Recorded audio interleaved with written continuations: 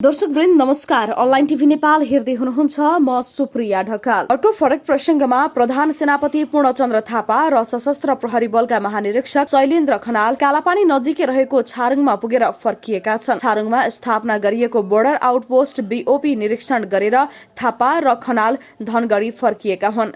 नेपाली सेनाको हेलिकप्टरबाट दुवैजना बुधबार त्यहाँ गएका थिए। छारुङमा रहेको सशस्त्र प्रहरीको फौजबाट दुई सुरक्षा निकायका प्रमुखले ब्रिफिङ लिएका छन्, साथै आवश्यक निर्देशन पनि दिएका छन्। नेपाली सेनाले छारुङदेखि तिङ्कर भन्ज्याङसम्म 87 किलोमिटर सड़क बनाउँदैछ। त्यसअघि सर्वसाधारणका लागि छारुङसम्म पुग्ने बाटो बनाउन घाटी बगर क्षेत्रमा ट्र्याक खोल्ने काम भइरहेको छ। यो कार्यका लागि नेपाली सेनाको फौज परिचालित भएको छ। त्यहाँ पनि दुवै सुरक्षा अंगको प्रमुखले निरीक्षण गरेका छन्। उनीहरू बिहीबार काठमाडौँ फर्कने कार्यक्रम रहेको दार्चुला स्थित सशस्त्र प्रहरीको 50 नम्बर गोल्मका डीएसपी डम्बर बहादुर विष्टले जानकारी दिए। दर्शकवृन्द, नेपालले भारतीय सीमा क्षेत्रमा सशस्त्र प्रहरीको गतिविधि बढ़ाएको छ। कोरोना नियन्त्रणका लागि सुरक्षा गस्ती बढ़ेसँगै सीमा क्षेत्रका अनेक रहस्य सतहमा आउन थालेका छन्। यही क्रममा शुक्रबार बिहान सर्लाही जिल्लाको पर्सा गाउँपालिका 3 स्थित नारायणपुरमा हताहतीको घटना भयो। यो घटनाले के उजागर गरिदिएको छ भने सीमा क्षेत्रमा सयौं बिघा नेपाली जमिनको मालिक भारतीयहरू रहेछन्, जसले नेपाली भूमिमा बाँस र आँप रोपेका छन्। सायद यही कारणले पनि भनिएको होला, नेपाल भारत बीचको सम्बन्ध रोटी र बेटीको सम्बन्ध हो। शुक्रबार नेपाली भूमिमा प्रवेश गरेको भारतीय समूहसँग तनाव बढ्दै जाँदा नेपाली सुरक्षाकर्मीले प्रहार गरेको गोली लागेर एक भारतीयको मृत्यु भयो। 3 जना भारतीय घाइते भए, 1 जना भारतीय पक्राउ परे। केही नेपाली सुरक्षाकर्मी ढुङ्गाले लागेर सामान्य घाइते भए। घटनापछि अहिले त्यस क्षेत्रमा सन्नाटा व्याप्त छ। आखिर भारतीय नागरिकहरू हुलै बाँधेर किन नेपालतर्फ प्रवेश गरे? उनीहरूले किन नेपाली सुरक्षाकर्मीसँग निहु खोज्नु पर्यो? अहिले यसको विश्लेषण दुवै देशका सुरक्षा अधिकारीहरूले गरिरहेका छन्।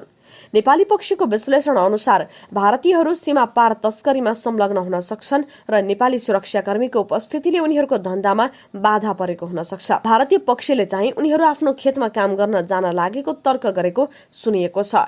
साथै नेपालमा आफन्तहरू रहेकाले भेटघाटमा आउन लाग्दा प्रहरीले रोकेपछि घटना भएको पनि भारतीय पक्षको विश्लेषण सुनिन्छ। नेपाली सुरक्षाकर्मीले प्रहार गरेको गोली लागेर भारतीय नागरिकको मृत्यु भएको भोलिपल्टै शनिबार सीमा क्षेत्रमा भारत नेपाल दुवैतर्फका सुरक्षा अधिकारीहरू जम्मा भएर घटनास्थलको अवलोकन गरेका थिए। गोली लागेको स्थान सीमारेखा 10 गजा भन्दा करिब 150 मिटर नेपालतर्फ छ। घटनास्थलमा रगतका टाटाहरू देखिन्थे। घाइते र मृतकलाई घिसारेर भारततर्फ लगिएको निशानी त्यहाँ देखिन्थ्यो। त्यहाँ भारतीय सुरक्षा अधिकारीहरूले नेपाली सुरक्षाकर्मीलाई सोधेका थिए, यहाँबाट गाउँ नेपाली बस्ती कति टाढा छ? नेपाली सुरक्षाकर्मीले निकै टाढा रहेको बताएपछि भारतीय सुरक्षा अधिकारीको थप प्रश्न थियो, गाउँ नै नभएको यो ठाउँमा यति धेरै करिब 150 मानिसहरू किन आए त? भारतीय सुरक्षा अधिकारीले सोधेको प्रश्नको जवाफ नेपाली सुरक्षाकर्मीले तत्कालै दिएनन्। तर भारतीय पत्रिका प्रभात खबरले यसको जवाफ दिएको छ। सो पत्रिकाको सीतामढी डेडलाइनको रिपोर्टमा भारतीयहरूको सयौं बिघा जग्गा जमिन र बगैँचा नेपाली भूमिमा रहेको र सशस्त्र प्रहरी परिचालन भएपछि उनीहरू आफ्नो खेत अर्थात नेपाली भूमिमा जान नपाएको उल्लेख छ। भारतीय पत्रिकामा भनिएको छ कि सीमा क्षेत्रका भारतीयहरूको बगैँचा नेपाली भूमिमा छ। उनीहरूले नेपालको भूमिमा बाँस र आँप रोपेका छन्। हाल नेपाल सशस्त्र प्रहरीले बीओपी विस्तार गरेपछि भारतीयहरू खेतमा आउन सकिरहेका छैनन्।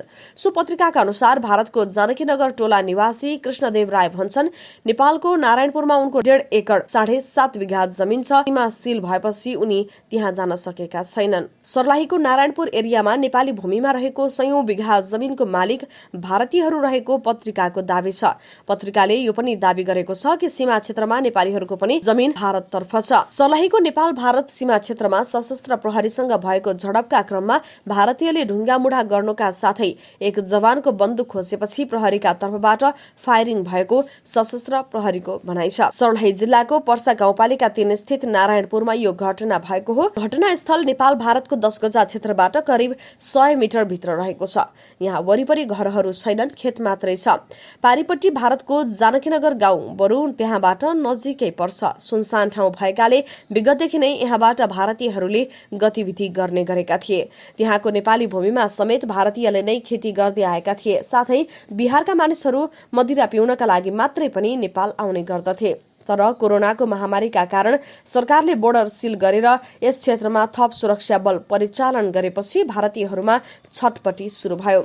सर्लाहीको संग्रामपुरमा इन्सपेक्टरको कमाण्डमा सशस्त्र प्रहरीको बोर्डर आउट पोइन्ट BOP रहेको छ भने त्यसकै शाखाका रूपमा नारायणपुरमा फरवार्ड बेस स्थापना गरिएको छ। टेन्ट गाडेर बनाइएको फरवार्ड बेसमा अहिले 23 जनाको दरबन्दी छ, जसको कमाण्ड सहायक निरीक्षक सञ्जीव खत्रीले गरेका छन्। यसरी नेपालतर्फ सुरक्षा बढाइएपछि भारतीयहरूको धन्दा बन्द भयो। यही आक्रोशमा पारीबाट योजनाबद्ध रूपमा आएर आक्रमण गरिएको प्रहरीको विश्लेषण छ। गत शुक्रबार बिहान 9 बजे सशस्त्र प्रहरीको 9 जनाको टोली गस्ती सकेर टेन्टमा फर्किएको थियो। भारतबाट 5-6 जनाको समूह बोर्डर क्रस गरेर त्यहाँ आए। प्रहरीले उनीहरूलाई रोक्यो। उनीहरूले नेपालमा आफन्त भेट्न आएको बताए, तर प्रहरीले बोर्डर बन्द रहेको र नेपालतर्फ पनि लकडाउन भएको भनेर उनीहरूलाई अगाडि जान दिएनन्। कमाण्डरले सम्झाइ बुझाइ गरेर फर्काए। त्यो समूह त्यहाँबाट फर्कियो, तर त्यसको केही बेरमै उनीहरूसँगै सयौंको संख्यामा भारतीयहरू एकत्रित भएर त्यहाँ आए। उनीहरू प्रहरीसँग जोर जुलुम गर्न आफूहरूलाई जान दिनै पर्ने अड्डी लिए, तर प्रहरी पछि हटेन। केही नलागेपछि भारतीयहरूले प्रहरीमाथि हुलहुज्जत र आक्रमण गरे। उनीहरूले ढुङ्गामुढा गर्न थालेपछि प्रहरी अलिकति ब्याक भयो।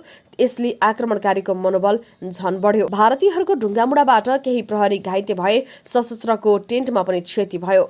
स्थिति अनियन्त्रित भएपछि असैको आदेशमा 10 राउन्ड हवाई फायर भयो, तर भारतीयहरू डराएनन्, बरु थप उत्तेजित भए।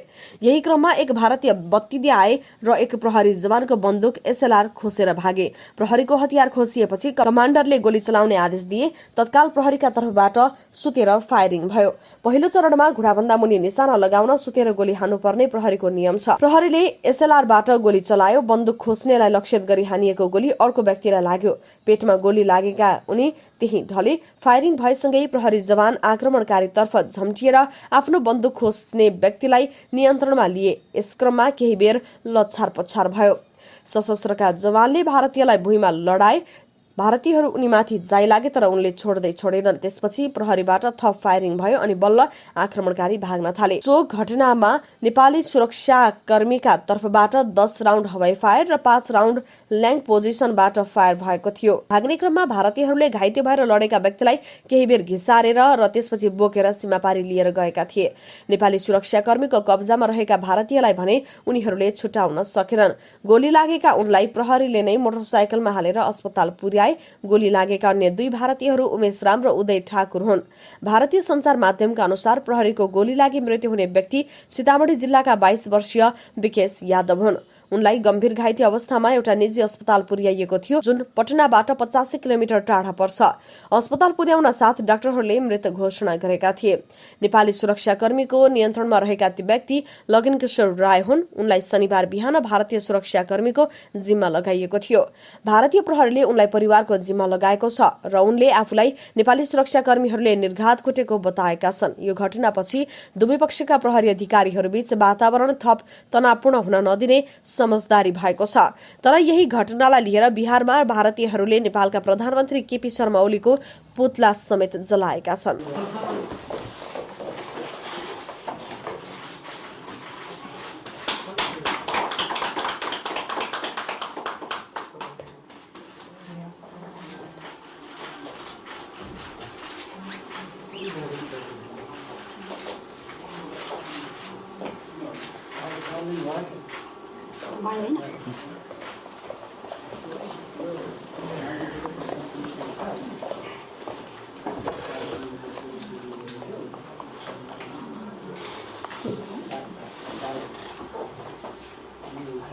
आदरणीय बुवामा, दाजुभाइ तथा दिदीबहिनीहरू, सञ्चारकर्मी मित्रहरू, सबै कर्मचारी साथीहरू, सर्वप्रथम म सबैमा हार्दिक अभिवादन गर्दछु।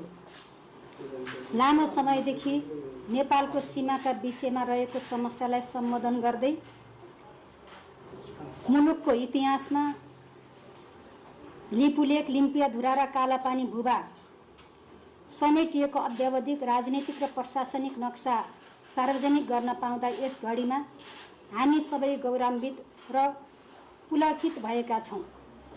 नेपाल सरकारको आर्थिक वर्ष 2077 र 78 को वार्षिक नीति तथा कार्यक्रममा सम्माननीय राष्ट्रपतिज्यूबाट घोषणा भए बमोजिम त्यसको एक हप्ताभित्रै नेपालको राजनैतिक एवं प्रशासनिक नक्साको नयाँ संस्करण सार्वजनिक गर्न पाउँदा आज मलाई अत्यन्त खुसी लागेको छ। यस अवसरमा यो गौरवशाली इतिहास निर्माण गर्न आम नेपाली जनताले देखाएको चासो र दिएको साथप्रति म आभार व्यक्त गर्दछु।